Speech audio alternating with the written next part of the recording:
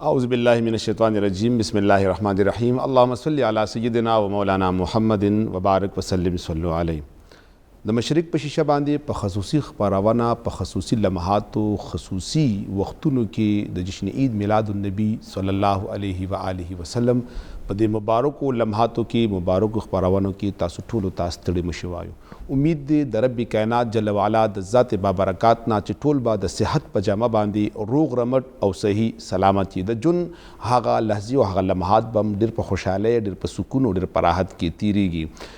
نن زمونږ خبرونه خصوصي خبرونه د جشن عید میلاد النبی صلی الله علیه وسلم په حواله سره دا چې حضور آقا کریم صلی الله علیه وسلم د ربیع النور ربیع الاول شریف په دې مبارکو ساعتونو مبارکو لمحاتو ته دغه دنیا ته تشریف وروړو او یو داسې ښکلا یو داسې ښایست یو داسې برکات یو داسې رڼاګانې په دنیا خورې کې چې هغه رڼاګانې چې د بعثت نه وړاندې د پیدایش نه وړاندې هغه موجود نه وي. تورې تیارې وي د شرک او د ظلم او د جبر هغه کویان موجود و چې په هغې کې د انسانیت تذلیل کېده.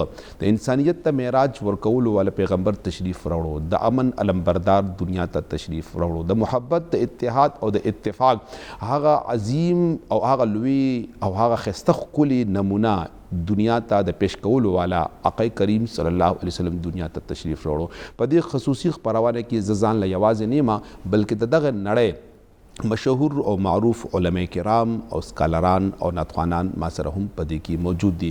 زما اولنی ملمه دی جناب د هیڅ قسمه د تعارف محتاج نه دی، علامه برادر مکرم مقصود احمد سلفی صاحب اغي زمون په دې پروګرام کې تشریف اوري کړی دا.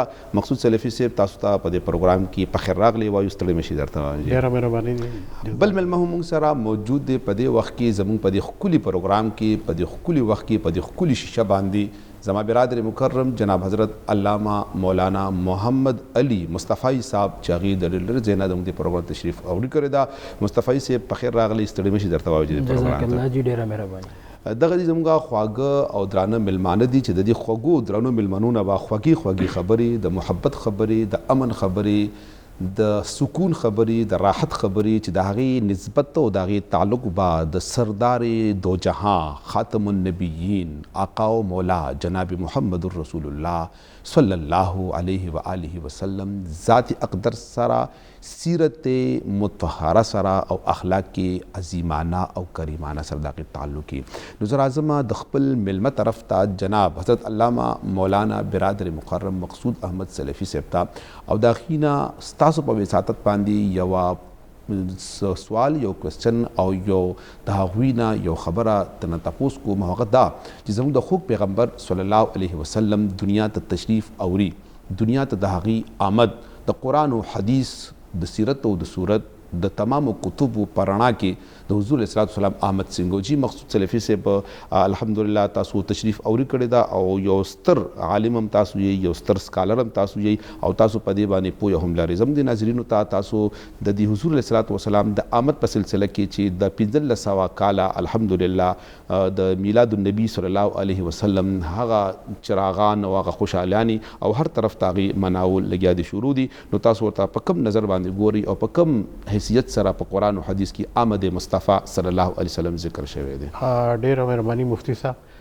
تاسو چې کوم سوال وکړو د نبی علیه السلام آمد او تشریف آوری په دنیا کې، جی جی دا داسې یو عظیم څیز دی چې دنیا کې تاسو وګورئ الله تعالی ډیر څه پیدا کړی. بېشک دا کائنات پیدا کړی دی او د کائنات نه علاوه سمندر دی، بحر دی، بحر دی اور بیا داسې دنیا هم دي چې هغه موږ ته نه ښکاري. جی بېشک. اور خلا دی اور اسمانونه دي اور ځمکې لاندې دنیا دی، نو ډېر څه پیدا کړی دی. جی بېشک. بیا انسان لپاره دومره نعمتونه پیدا کړي دي څه حد نشته. جی بېشک. نو زه چې کله قرآن تعدوا ګورم نعمت الله لا تحصوها، نو بیا ما ته الله تعالی بالکل چې الله دومره نعمتونه تاسو شمار نشي کولی. جی جی. خو چې کله د نبی علیه السلام ذات اقدس حواله سره خبر راغو، جی نو زه خپل الله طرف کتاب ته ګورم نو الله تعالی طرف نه دومره زبردست خبره مونږ ته ملاویږي چې لقد من الله علی المؤمنین سبحان الله فیهم رسول من انفسهم. اے مؤمنانو تاسو باندې ما دومره لوی احسان کړی دی. هغه احسان دا دی چې تاسو لپاره نبی علیه السلام باسط مې کړی دی. نو موږ ته د نبی علیه السلام په شکل کې چې کم الله تعالی یو هستی په دنیا کې ورکړی دی او موږ لپاره نمونه راګرځولی دی او موږ لپاره چې مؤمنانو لپاره د هغې تشریف اوري شوی دی نو دې ته الله تعالی ډېر لوی احسان مؤمنانو ته ویلی دی. بالکل ډېر تاسو اندازه لګولی شي چې نبي علیه الصلاة والسلام دنیا کې آمد اور د هغې تشریف اوري دا مؤمنانو لپاره څومره لوی الله احسان دی چې موږ دې الله څومره شکر وکړو نو موږ شکر نشو ادا کولی چې دا دومره لوی انعام دی الله طرف نه.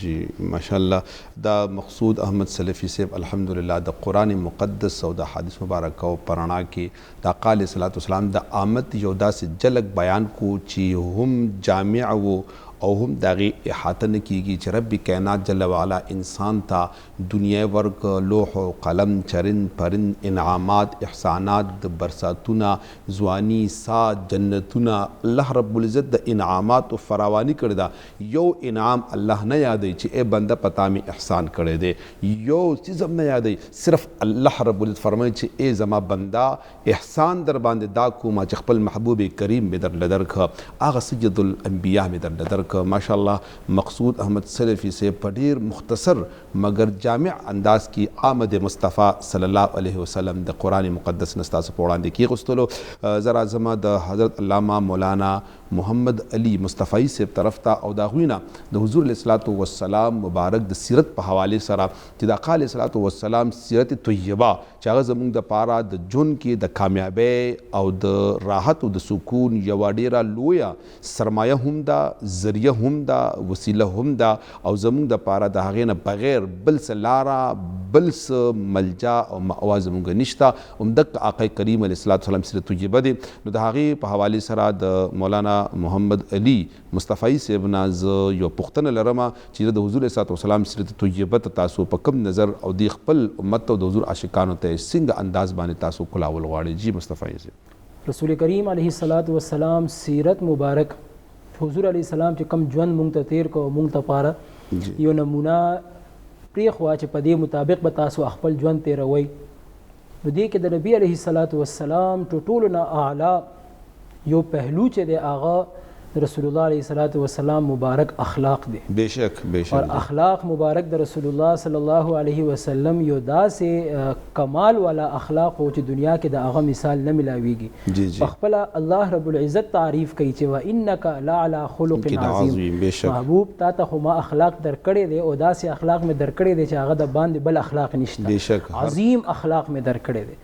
نن سبا اخلاق یو ډیر جامع الفاظ دی چې د دې لاندې ډیر زیات امور موجود دي خو زموږ په معاشره کې نن سبا د رسول الله صلی الله علیه وسلم د اخلاقو نه یو پهلو راغستل چې په هغه باندې مونږ خبره وکړو خپل په ژوند کې هغه مونږ نافذ العمل کو نو هغه یو نمایه پهلو چې د هغه ته مونږ ته ډیر زیات ضرورت هم دی هغه د رسول الله علیه الصلاۃ والسلام صفت برداشت دی. سبحان الله. چې حضور علیه الصلاۃ والسلام چې برداشت کړي دي کم تکالیف چې کم شان الله رب العزت ورکړي دي نن سبا خو چې لک شانته عزتمند سړی وي یا لک شانته مال او دولت والا سړی وي هغه د شایان شان معمولی شانته کمی هم وشي خو هغه برداشت نه کوي. رسول مبارک صلی الله علیه وسلم چې دومره اوچت مقام الله رب العزت ورکړي دي چې نبی دی امام الانبیاء دی خاتم النبیین دی د در باوجود نبی علیه السلام ته چې کله تکالیف ملاویږي حضور علیه الصلاۃ والسلام په خندا پیشانې سره هغه تکالیف ټول برداشت. سبحان الله. بیشک کله چې مکه مکرمه کې نبی علیه الصلاۃ والسلام دی صحابه کرام هم اشته نن سبا چې کله زمونږ برداشت ختم شي نو مونږ دا نه ګورو چې آیا مونږ سره طاقت اشته او که نه مونږ فورا د هغه د پاسه ریاکټ کوو مونږ وایو چې نقصان کیږي به خو ما کې غلط خبره د برداشت کولو طاقت نشته زه غلط خبره نه برداشت کوم. دا نن سبا یو جمله ډیره مشهور دی زه غلط خبره نه برداشت کوم. زمونږ حضرت صاحب فرمایي چې خبره خو غلط وي چې هغه خلک برداشت کوي صحیح خبره به څه برداشت کوي خبره خو غلط وي چې هغه به برداشت کوي. رسول الله مبارک صلی الله علیه وسلم سجده کې معافي غواړو یو بل دغه ولا ورکی صادر په ورچ چې یره زه حق پرست یم او زه حق وینا کوم د دې د وجې زه دا نه کوم کنه جی نو دې طرف ته چې کم دی نو زمونږ په دې سوچ پکار دی. جی جناب. نو هغه دا خبره کوي چې زه رښتیا ویم او زه حق پرست یم چې څنګه تاسو خبره وکړه نو زه به د دې جواب نه ورکوم د ده په ځای به یو سوال وکم خبره به واضح شي چې د رسول الله علیه الصلاۃ والسلام نه بړ کر به څوک حق پرست. سبحان الله. بشک حضور علیه الصلاۃ والسلام چې دومره حق پرست دی هغه خو کله هم چې دی هغه داسې چاته تکلیف نه ده ورکړې کله سجده کې سر دی رسول الله علیه الصلاۃ والسلام په سر باندې د اوښ اوجړي چې کوم ده هغه راوړي کېښودلی شي نبي علیه السلام هغه برداشت کوي نبي علیه السلام په کاڼو باندې ووهلی شي سړی بدلا هغه وخلي چې کله هغه سره طاقت وي د نبی علیه الصلاۃ والسلام د جسم نه وینه مبارک توی شو فرشته راځي یا رسول الله د الله اډر مې راوړی دی تاسو حکم وکئ دا د دوه غرونه چې دي دا به زه یو بل سره میلاو کړم دا منځ کې چې څومره خلک دي دا به تباه او برباد شي په دې مقام کې چې وینه اوس لا اوچه شوې هم نه ده زخمونه خو به بعد کې ټیک کېږي نبي علیه السلام فرمایي چې نه دا کو هدایت نه کیږي دیو ته الله رب العزت به د دیو اولاد ته هدایت ورکړي بشک بشک دی وخت نبی علیه الصلاۃ والسلام برداشت کو او چې بیا کله نبی علیه الصلاۃ والسلام د مدینه ریاست قائم کو مسجد نبوي کې نبی علیه السلام موجود دی یو عربي سړی راځي د نبی مسجد نبوي په یو کونه کې چې دغه بولو براسو کې هغه زی ګنده کې رسول الله مبارک صلی الله علیه وسلم چې د بدر جنگ کړي د راغلي دي د وخت سپر پاور سره ټکر اغستې دي دومره پاور لاس کې شته او صحابه کرام چې د رسول الله مبارک په یو اشاره باندې چې د مخکې سره هر قسم چې هغه عمل کولی شي نبی علیه الصلاۃ والسلام صحابه ته خبردار چې دې ته څوک څه هم ونه وایي دا د برداشت یو اعلی مثال نبی علیه السلام هغه کس ځان ته راوغوښته ورته وفرمایل چې ای بنده دا مسجد خو د الله رب العزت عبادت دپاره جوړ شوی ذکر دپاره جوړ شوی دی ته دې کې داسې عمل مه کوه صحابو ته حکم وکړل چې دې باندې اوبه توی کوي دا صفات سبحان الله رسول الله مبارک علیه الصلاۃ والسلام چې کم صفت برداشت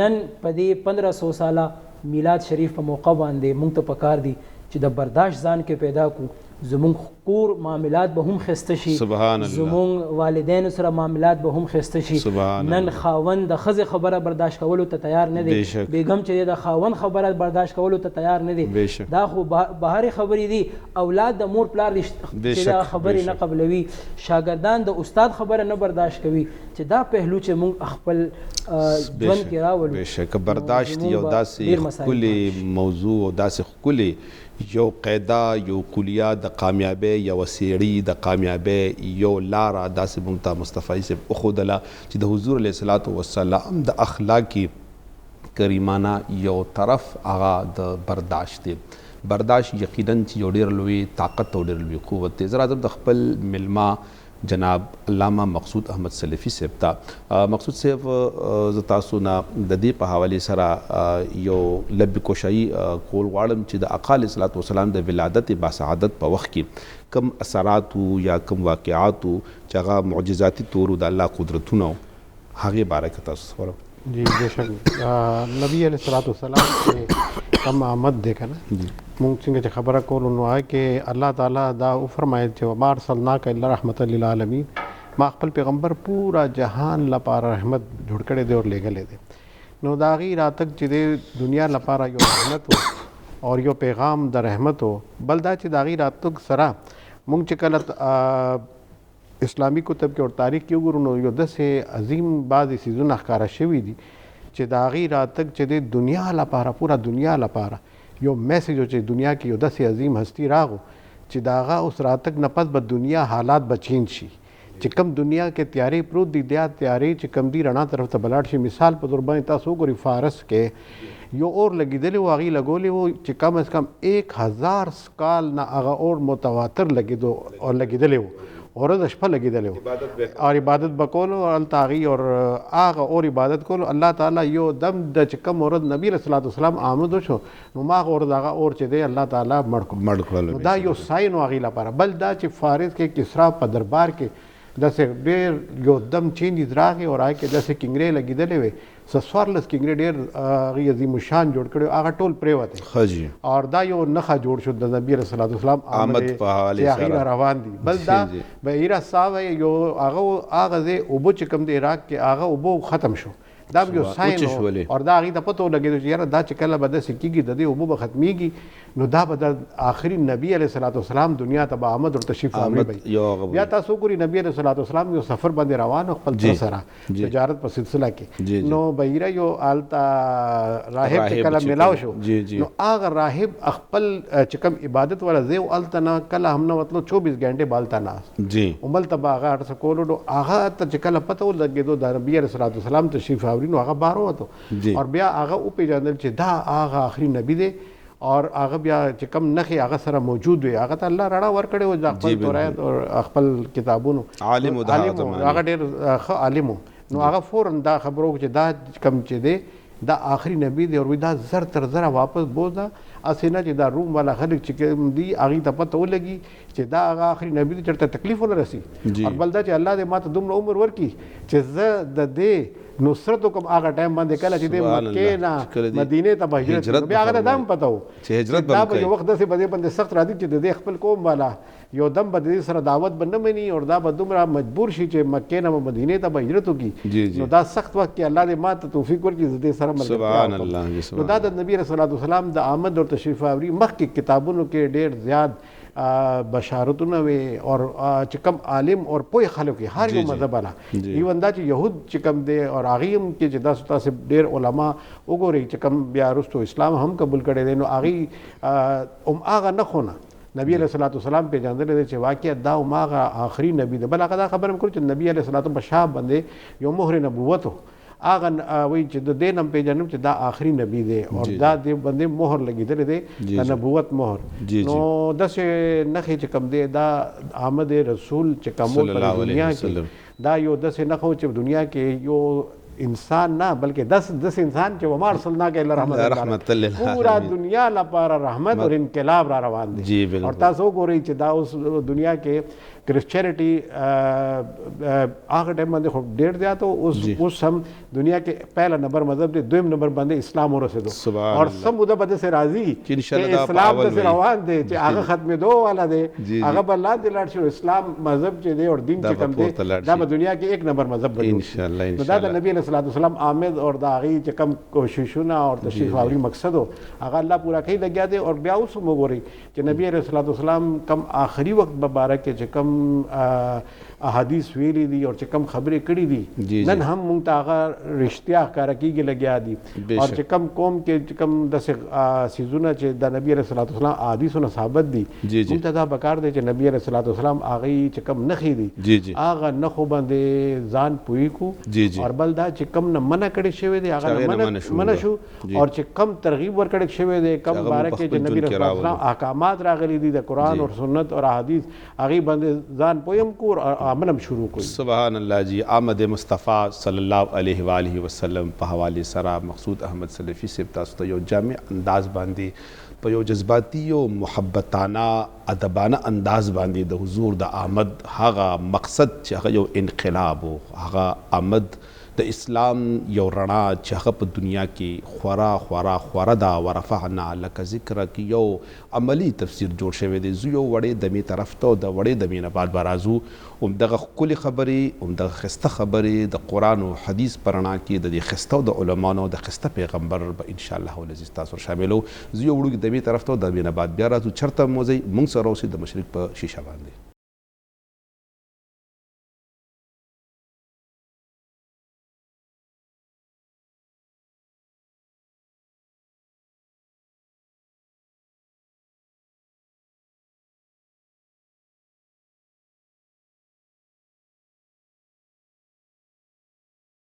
السلام علیکم ورحمۃ اللہ وبرکاتہ بیا یو ځل د وړې دمې نه بعد مونږ حاضر یو د مشرق په شیشه باندې سره چې تاسو ته پته ده چې د ربیع الاول شریف او د ربیع النور شریف هغه مبارک میاشت او هغه مقدسه میاشت او هغه لمحات هغه ساعتونه چې واقعي د خوشحالۍ دي واقعي د سکون دي واقعي د راحت دي د هر غم د هر درد د ختمېدلو هغه ساعات دي چې انسان د حضور شان ته وګوري د حضور عظمت ته وګوري د حضور سیرت ته وګوري د حضور چهره والضحا ته وګوري زلفې واللیل ته وګوري سینې علم نشرح ته وګوري، د آقا علیه الصلاة والسلام اخلاق انک لعلی خلق عظیم ته وګوري، انسان خفض زړه په باندې خوشحاله شي، ځکه تورې تیارې په باندې ختم شي. هغه لمحات دي د هغې سعادتونه شروع دي. زه راځم د خپل ګران او قدردان مېلمه حضرت علامه مولانا محمد علي مصطفی صاحب طرف ته، او د هغې نه یو تپوس لرمه مصطفی صاحب چې الحمدلله 1500 کاله د آقا علیه الصلاة والسلام دنیا ته د آمد پوره شو. مونږ که وګورو په هره کوڅه کې، په هر کور کې، په هره اجره کې چراغان دي، خوشحالي ده په ټول عالم باندې، شرق نه تر غربه، شمال نه تر جنوبه، هر ځای کې د آقا علیه الصلاة والسلام د آمد خوشحالیانې دي. پروګرامات دي د سیرت النبي په نوم باندې، میلاد النبي په نوم باندې، د کانفرنس په نوم باندې، په کوم نوم باندې وي، خو غرض د حضور ذکر دی، غرض د حضور اخلاق بیانول دي، سیرت بیانول دي. څومره پروګرامات تاسو ویني په دې ټوله نړۍ کې او په ټول عالم اسلام کې، په ټوله دنیا کې کیږي. د دغې مقاصد، د دغې اغراض، د دې څه مقصد دپاره کیږي، یا که هغوی هر مقصد دپاره کې زموږ د قرآن، د حدیث او د موجوده وخت د تقاضو په مطابق باندې د دې نه څه اغراض او څه مقاصد چې کم دي نو هغه دې ته ښودل پکار دی. بسم الله الرحمن الرحیم. ډېر ښایسته سوال د موقع مناسبت سره. میلاد چونکې ویل کېږي یو داسې محفل ته چې په هغه کې د رسول الله علیه الصلاة والسلام ذکر اذکار وشي او ډېر داسې ښېګړو او د نیکیانو کارونه په هغه کې وشي. میلاد شریف اغراض او مقاصد ډیر زیات به وي، خو زه نن په دوه باندې خبره کول غواړم. چې پیله مقصد د میلاد دا دی چې یو داسې محفل انعقاد وشي چې یو مسلمان د رسول الله علیه السلام سره محبت کوونکی سړی یو داسې محفل کې کینی، یو داسې اجتماع کې کینی، یو داسې غونډه کې کینی چې الته هغه د الله او د رسول الله علیه الصلاة والسلام ذکر وکړي. سبحان الله. یعنی دا ذکر خیر وشته، الله او د الله نبی ذکر خیر وشي، الله ذکر وشي، د رسول الله ذکر وشي. دې سره څه کېږي؟ دې سره په زړه کې محبت پیدا کېږي. سبحان الله. څوک چې چا سره مینه محبت کوي د هغه تذکره کوي، د هغه ذکر کوي، هغه غواړي چې زما د محبوب تذکره دې وکړلی شي، زما د محبوب خبرې دې وکړلی شي. نو داسې محفل انعقاد کول د میلاد په نوم باندې، د سیرت النبي په نوم باندې، یا نور داسې عنوانات ورکړلی شي او داسې غونډه وشي په هغه محفل کې، اجتماع کې د رسول الله مبارک ذکر وشي. نو یو مقصد دا دی چې د الله او د رسول الله علیه الصلاة والسلام ذکر وشي. دویم مقصد چې د وخت ضرورت دی هغه دا دی چې په داسې محافلو کې تبلیغ وکړلی شي. سبحان الله. په داسې محافلو کې، په داسې پروګرامات کې خلکو ته دین پیغام ورسولی شي. نن سبا تاسو ګورئ نفسه نفسي ده، هر کس دنیا پسې منډې وی چې څومره سهولیات زیاتیږي لګیا دي، دومره کسانو په خوله باندې دا خبره ده چې انتهایی مصروفیات دي، ما سره ټایم نشته، وخت نشته، سحر شي ماښام شي دا ژوند دغه شانتې تېرېږي لګیا دی. نو داسې په مواقعو باندې چې خلک یو داسې جمع غفیر راجمع شي، نو علما کرام دې موقع نه ډېر ښایسته فایده اوچتوي. او دا د میلاد شریف مقصد هم دی چې خلکو ته د دین پیغام ورسولی شي، د خلکو ته ټولو نه پیله چې د عقایدو اصلاح وشي، چې د هغوی په زړه کې د الله او د رسول محبت راشي، عقایدو اصلاح وشي. بیا هغې نه پس اعمال چې هغه کې حقوق الله هم شامل دي، حقوق العباد هم شامل دي. حقوق الله تذکره وشي، د الله او د رسول علیه الصلاة والسلام چې کوم حقوق دي هغه ادا کړلی شي. بیا به د میلاد شریف محافلو کې عوامو ته دا خبره هم کول غواړي چې صاحبه دا دنیا چې دا به څنګه تېروئ. الله رب العزت موږ ته څه وایي چې دا دنیا به څنګه تېروئ، رسول الله مبارک څنګه دا دنیا کې وخت تېر کړی دی او دې دنیا کې څنګه خپل معاملات کړي دي خپل رشته دارانو سره، خپل ګاونډیانو سره. کو ته کاروباري یې نو ستا کسٹمر سره، گاهکانو سره ستا څنګه تعلق دی، او که ته استاد ستا شاګردانو سره ستا څنګه تعلق دی. یو ډېر وسیع د دې مفهوم دی چې تبلیغ وکړلی شي د هر هغه شی چې په دې وخت باندې د خلکو ته د هغې ضرورت وي. دوه مقاصد چې دا ما بیان کړل، یو دا دی چې الله د رسول ذکر وشي، او دویم دا چې د خلکو د ضرورت په مطابق هغوی ته تبلیغ وکړلی شي. سبحان الله. جی د میلاد النبي صلی الله علیه وسلم په نوم باندې یا د سیرت په نوم باندې چې هر څنګه پروګرام وي، خو هغې کې مقصد د الله توحید، د الله وحدانیت، د الله رزاقیت، د الله خالقیت، د الله مالکیت، د الله عبودیت، د رسول الله نبوت د رسول الله رسالت، د رسول الله عفو، د رسول الله رحمت، د رسول الله کریمیت، د رسول الله شفقت، د رسول الله برداشت دا د قوم ته وړاندې کېښودل شي، امت ته وړاندې کېښودل شي. چې کوم د حضور امتیان دي نو هغې ته په هغې باندې عمل کولو، چې کوم د حضور علیه الصلاة والسلام د دې ښکلي دین نه لرې دي نو هغې ته د راوستو دپاره مونږ لارې اسانې کړو. زه راځم د خپل ګران مېلمه جناب مقصود احمد سلفي صاحب طرف ته او د هغوی نه زه یو پوښتنه لرمه چې ولادت باسعادت د آقای کریم صلی الله علیه و وسلم چې 1500 کاله وړاندې هغه شوی هغې کې اصل پیغام د پورا امت دپاره خصوصا او د ټول عالم اسلام د تمام مذاهبو پیروکارو دپاره عموما څه پیغام په هغې کې الله رب العزت ورکړی دی؟ ځکه چې مونږ کتاب د تاریخ کتابونه راوالو هغه د عجایباتو نه ډک دي، د احادیث مبارکه راوالو هغه لا د عجایباتو نه ډک دي، که مونږ قرآن راوالو هغې کې لا تذکره د آقا علیه السلام د آمد د هغې د پیدایش نه وړاندې چې کوم دی نو هغه کېږي، بشارت ورکړلی کېږي، یعنی د الله د قدرتونو اظهار چې کوم دی نو وخت په وخت باندې کېږي. او د حضور آمد نه وړاندې د هغوی دومره چرچې دا دومره بشارت په دې کې اصل پیغام څه دی؟ الله رب العزت د بندګانو ته څه ویل غواړي چې د آقا علیه السلام آمد یې په داسې عجب شان باندې، په داسې خوبصورت شان باندې چې څه خو یې نبوت اعلی دی، څه خو رسالت اعلی دی، څه جسم اطهر اعلی دی، هغه راتګ دنیا ته په یو داسې شان او یا نراله شان دی چې د ټولو کائناتو باندې خوشحالي یو طرف ته د حضور په آمد باندې د الله او د ټولو کائناتو خوشحالي هغه یو عجب غونته ده چې په دې کې اصل پیغام څه دی قوم دپاره؟ جی ډېر زبردست ماشاءالله تاسو سوال وکړو اور اصل د دې وخت ضرورت هم دا دی چې موږ د آمد رسول نه اور د هغې دنیا کې تشریف آوري نه د هغې راتګ پیغام باندې ځان پوهېږو. کله چې موږ ځان پوه کړو نو دا زموږ دنیا اور آخرت کامیابی دی. سبحان اللہ. رب کائنات د هغې په باره کې فرمایي قد جاءکم من الله نور و کتاب مبین. سبحان اللہ. چې تحقیق ما الله طرف نه تاسو ته راغلی دی یو رڼا، یو نور اور کتاب مبین، یو داسې کتاب هغې ته الله ورکړی دی چې هغه کتاب عظیم الشان اور زندہ معجزہ. سبحان اللہ. تاسو ګورئ څومره موده تیر شو، هر نبی هر پیغمبر هر رسول راغلی دی ځان سره یو معجزه یې وروړی دی. بېشک کله چې هغه نبی اور پیغمبر دنیا نه تللی دی هغه تک سره هغه معجزه ختم شوی. جی جی. زموږ نبی علیه الصلاة والسلام معجزه دنیا ته راغلی دی، دنیا تسلیم کړی دی، تسلیم کړی نه بعد اوس هم روان دی اور دا معجزه به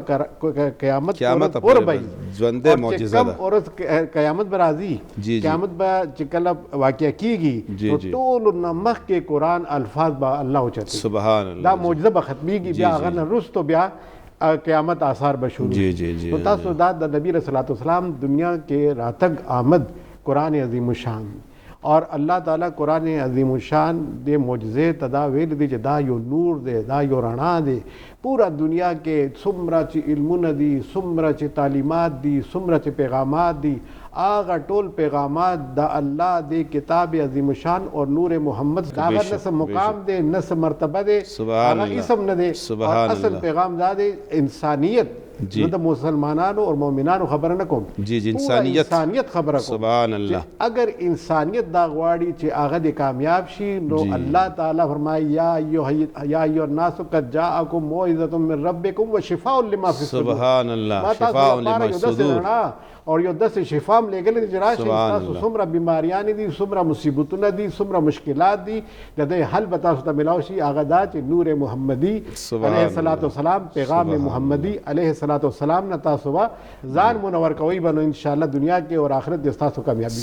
بل دا داسې تعلیمات دي چې نه صرف دنیا بلکې د آخرت ذمه، د حشر ذمه، د قبر ذمه، هر ځای ذمه اخلي چې دې باندې دې عمل وکړو، دا د سینې ته نږدې کو، دا نور دی خپل سینې ته دې کوز کو نو انشاءالله د دې نور په وجه سره داسې رڼا تا ته میلاویږي چې هغه رڼا قرآن عظیم الشان ښیي چې قیامت پر ورځ به چې کله یو انسان به روان وي نو هغه به نه مخکې د هغه رڼا به روان. سبحان الله. څومره چې هغه دنیا کې دې نور ته دې رڼا نه خپل ځان منور کړی وي هغه عمره زیات هغه نه مخکې هغه نه به رڼا ځي. مثال تاسو تیاره په شپه کې یو ګاډی چې تاسو روانې که نه دي نو ستاسو ګاډی دوه لایټونه چې کله لګېدلي نو هغه مخکې تاسو ته رڼا ګزارئ. بالکل. همدغه شان داسې تیاره به وي، داسې تیاره چې هغه تیارې مونږ تصور هم نشو کولی چې هغه څنګه تیاره به دا سورج به ختم شي، چاند به ختم شي، ستارې به ختم شي، دنیا هر رڼا به ختم شي، داسې سخته تیاره به هغه سخته تیاره کې به دا دغه نور محمدي سبحان الله دغه چهره والضحا به راښکاره کېږي. سبحان الله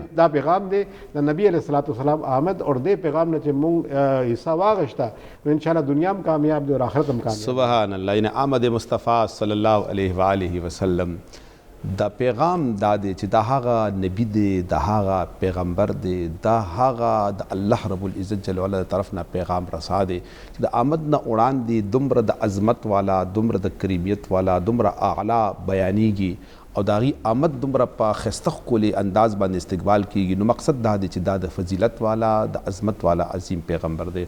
راځم خپل ملمه طرف ته. زما کوشش دا دی چې زه خپلو ملمنو له ډېره مکور کم او هغې لبې کشایي د حضور علیه الصلاۃ وسلام په آمد باندې وفرمایي.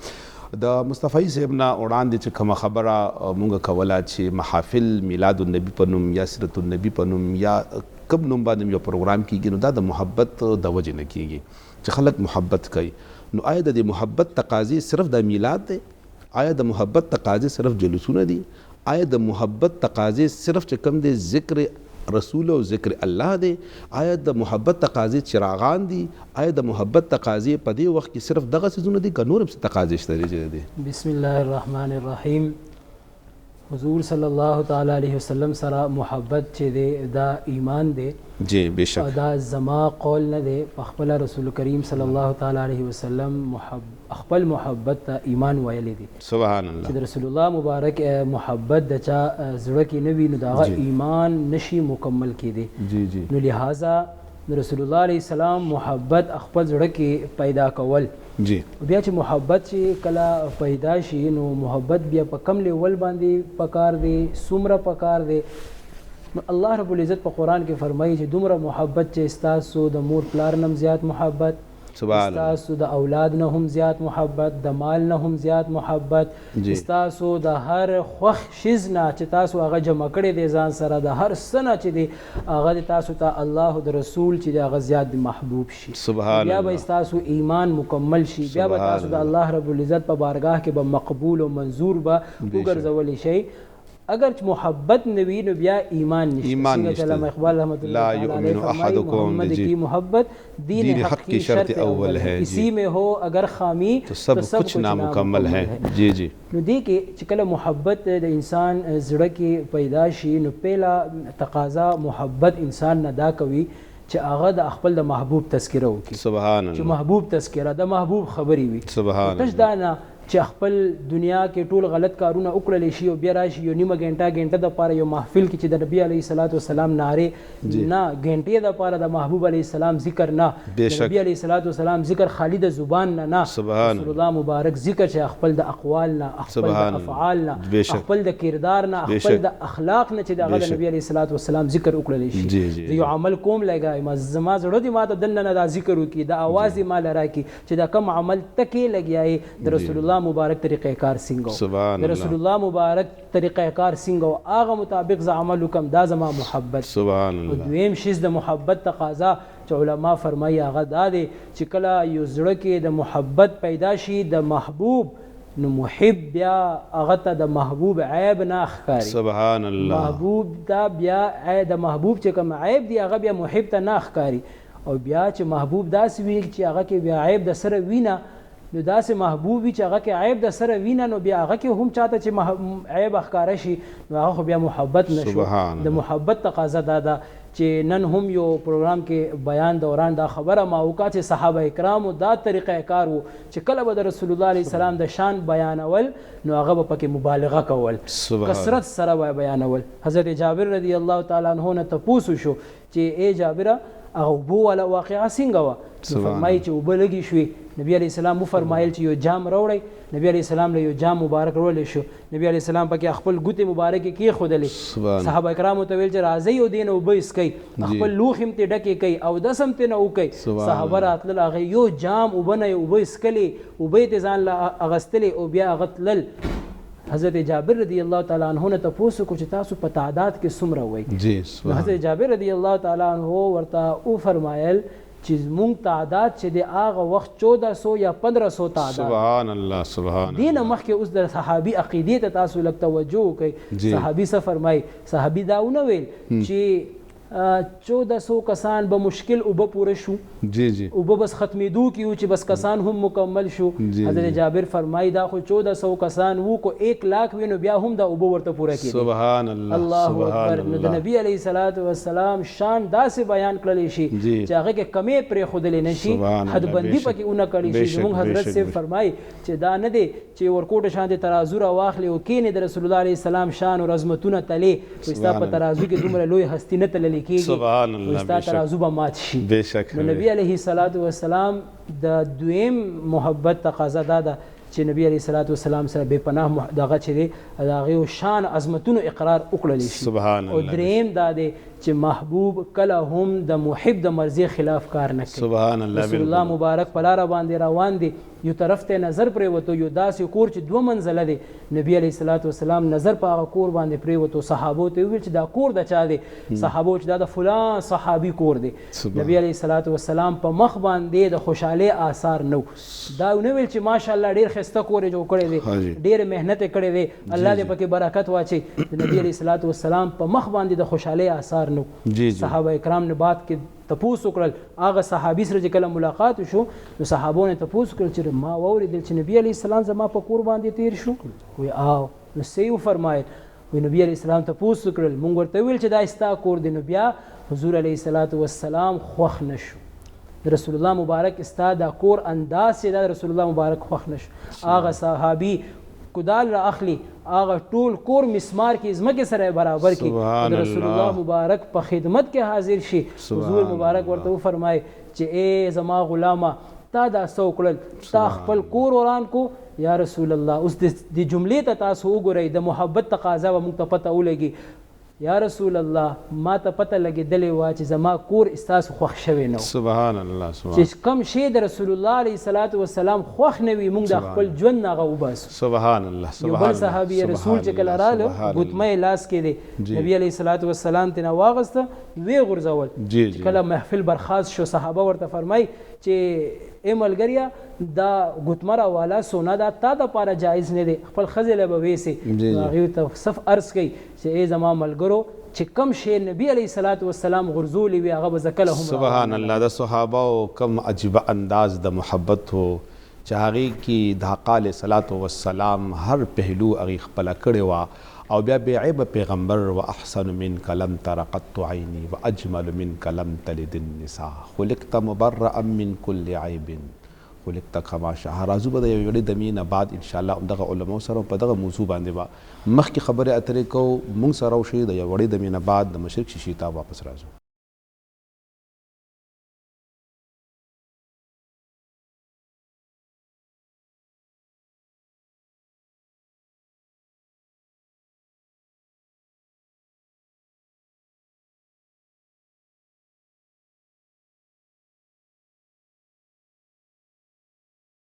یو ځل بیا د وړې دمې نه بعد د مشرق په دې شیشه باندې په خصوصي خپرونه کې د جشن عید میلاد النبی صلی الله علیه وسلم کې درته هرقلې وایو. راځو د حضور آقای کریم صلی الله علیه و آله وسلم مدح سرایی او نعتخواني اورو د حافظ مخلص صاحب نه چې هغوی موږ ته د آقای کریم صلی الله علیه وسلم مدح سرایی او نعتخواني بیان کړي. جی حافظ مخلص صاحب. مخمد جانان کا را بہر شید نقابا بیابد جلوی دا مخنا ختم شیفتابا بیابد جلوی دا مخنا ختم شیفتابا مخمد جانان کا بہر شید نقابا بیابد جلوی دا مخنا ختم شیفتابا بیابد جلوی دا مخنا ختم شیفتابا تزما دخولی دجلونا کا خبر شوی गुलदा खुशबूना का खबर श्वी तजमा दखोले तजलूना का खबर श्वी तजमा गुलदा खुशबूना का खबर श्वी ब्याब गुलिस्तान की ये ब्याब गुलिस्तान के तमस्ती नकड़ी गुलाबा ब्याबद जलवेदा मखना खत्म शियफ्ताबा ब्याबद जलवेदा मखना खत्म शियफ्ताबा राज लको ही तोरता कमुसा कलीमुल्लाह लो तख्त सुलेमान अलैहिस्सलाम का पहवात लो राज लको ही तोरता कमुसा कलीमुल्लाह लो तख्त सुलेमान अलैहिस्सलाम का पहवात लो गुलजमा पला मकान राजदार शुलो वफाबा ब्याबद जलवेदा मखना खत्म शियफ्ताबा ब्याबद जलवेदा मखना खत्म शियफ्ताबा मिनासा पप मख दिलदार रागे पखजान वहल इज़्ल बहार रागे यो ब्रहना वच में तीर तर नजर श्वा ब्या मुश्किल का में दग करार रागे ये जब खौरे दलहद जान गुजार क्रमा कच्चा जीर राल राको चियार रागे ये टोल जुंदुन में सदका दहागे चाशा कच्चा जीर राल राको चियार रागे ये जहसीन बसरो माल नहीं सारी गमा कमी मखिलाद मिनी बाजार रागे महमद जानान का रब हर शीदान काबा ब्याबद जलवेदा मखना खत्म शियफ्ताबा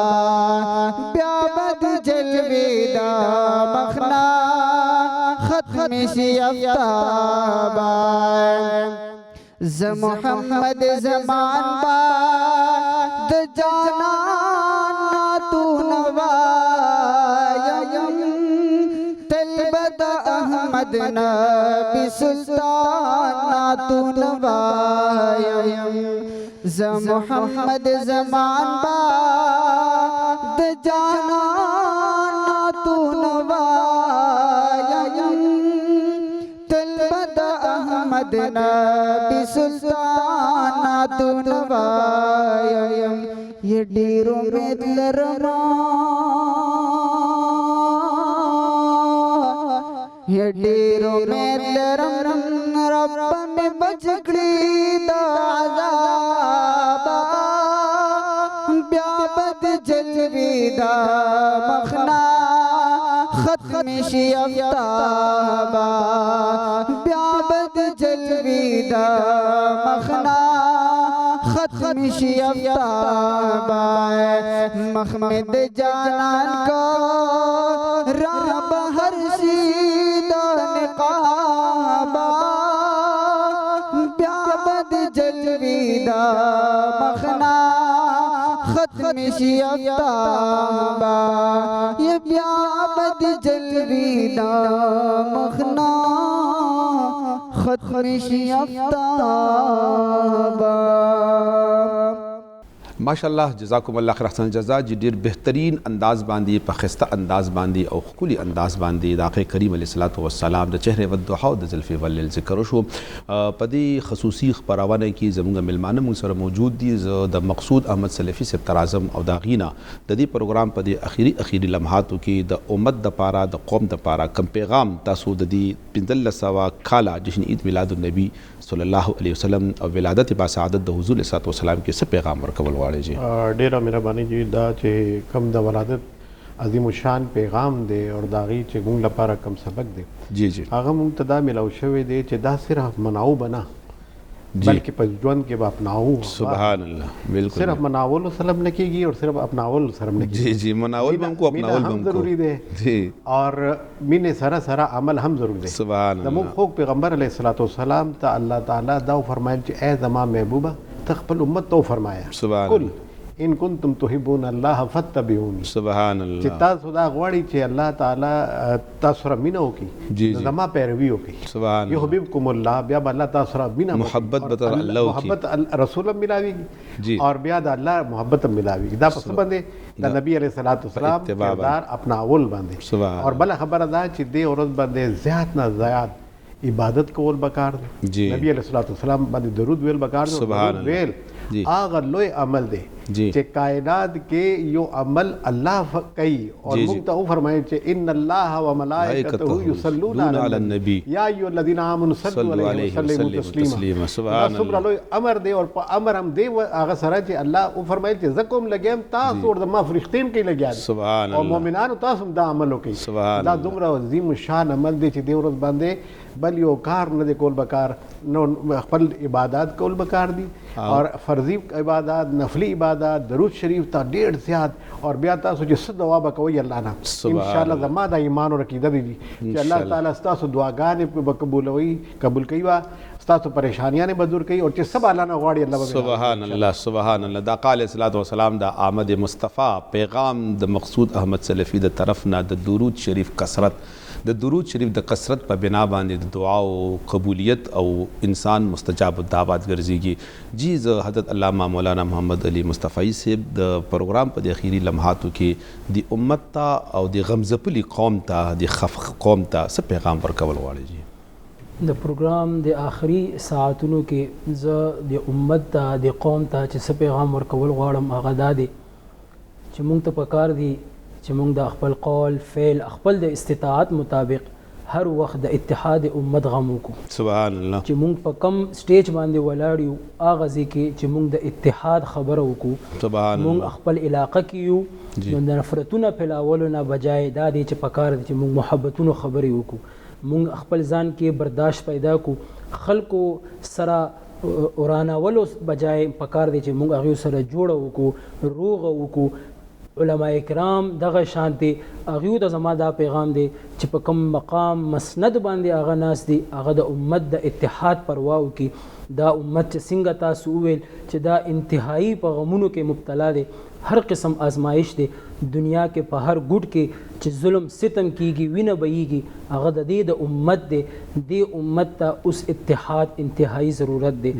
نن یو کس مسلمان دی چې هغه وجل کیږي کافر چې کله وجي هغه دا وی چې دا مسلمان دی او مونږ چې بل کس ته ګورو هغه مونږ ته مسلمان نه ښکاري. یو صاحب یو خبره کړې وه چې مونږ د کافرانو ته مهرباني شکریه کول پکار دي چې دا مونږ مسلمان ګڼي. نن سبا مونږ یو بل مسلمان اسی هم نه ګڼو نو ضروري ده اتحاد پکار دی خپل ځان کې برداشت پکار دی خپلو کې مینا محبت پیدا کول پکار دی. سبحان امت چې دا واپس یوځي. سبحان الله. سبحان الله. قال صلوات و سلام احمد مصطفی 1500 کاله جشن عید میلاد النبی صلی الله علیه و آله وسلم باندې پیغام دغه چې راځي د امت نور زیات کو کم نه کو د امت چې دا ټول ټوټه دی راځي چې دا د ملغلرو په شانتي یو بل سره وګڼو د امت چې یو ګلدسته ده د ګلونه خواره وار پراته دي راځي چې دا ټول ګلونه رایوزي کو دا خوشبویانې دی نور امت تم ورکو.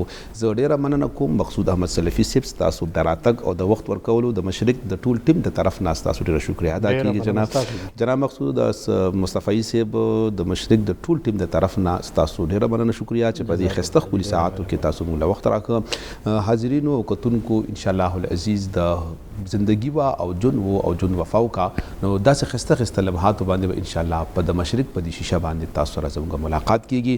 خپل قربا مفتی عتیق الله ته اجازت ورکړي. د لوی الله پامان. السلام علیکم ورحمۃ اللہ وبرکاتہ.